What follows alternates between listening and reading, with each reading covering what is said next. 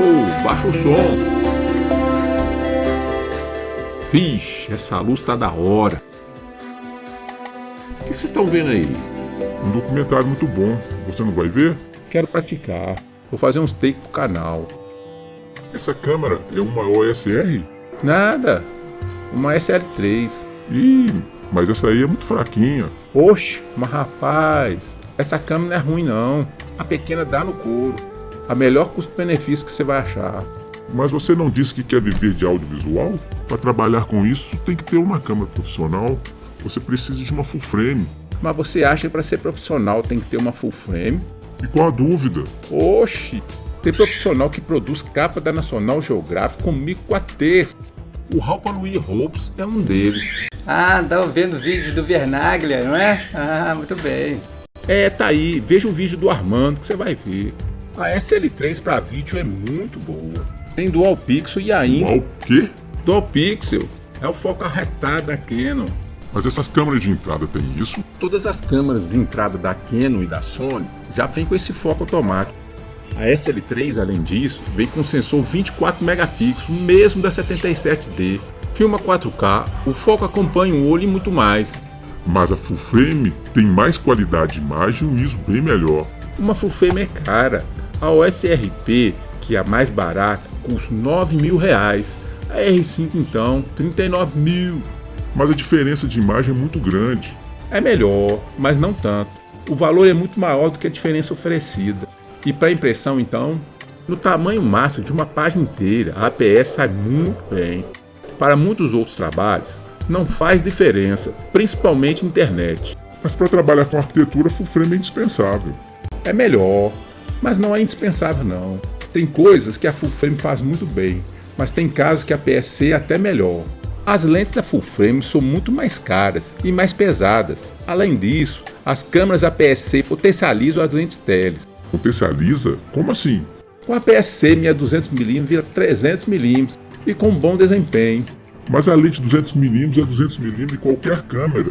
É verdade. O que eu preciso entender é que na PSC a imagem tem um recorte. Imagina só. Vamos considerar uma lente, por exemplo, a 50mm. Ela projeta uma imagem dentro da câmera sempre do mesmo tamanho. Cada sensor, seja full frame, seja APS, vai fazendo um recorte da imagem de acordo com seu tamanho. Como os sensores não têm muita diferença de qualidade entre eles, a imagem capturada pela PSC parece ter sido ampliada. Com a full frame então eu posso simplesmente fotografar e depois fazer um recorte. Assim eu tenho tudo que a PSC tem.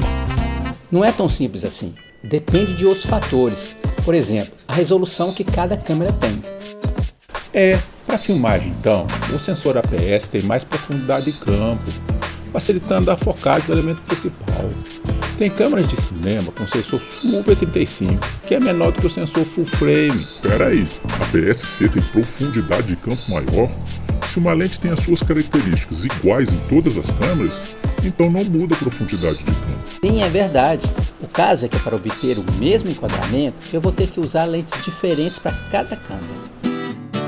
Já sabemos que o sensor da câmera necessita de uma quantidade precisa de luz para gravar a imagem corretamente exposta. Também sabemos que quem entrega esta quantidade de luz é a lente. Cada lente entrega uma quantidade diferente de luz que depende do seu comprimento e da sua largura.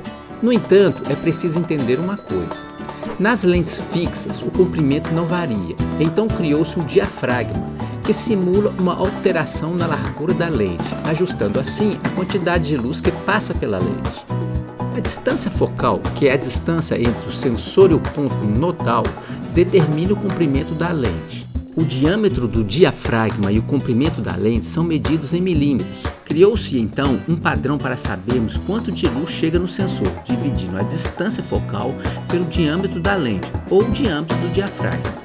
Obtemos assim uma medida de quantidade de luz, o qual foi normatizado como f1.8, 5.6, 16, etc.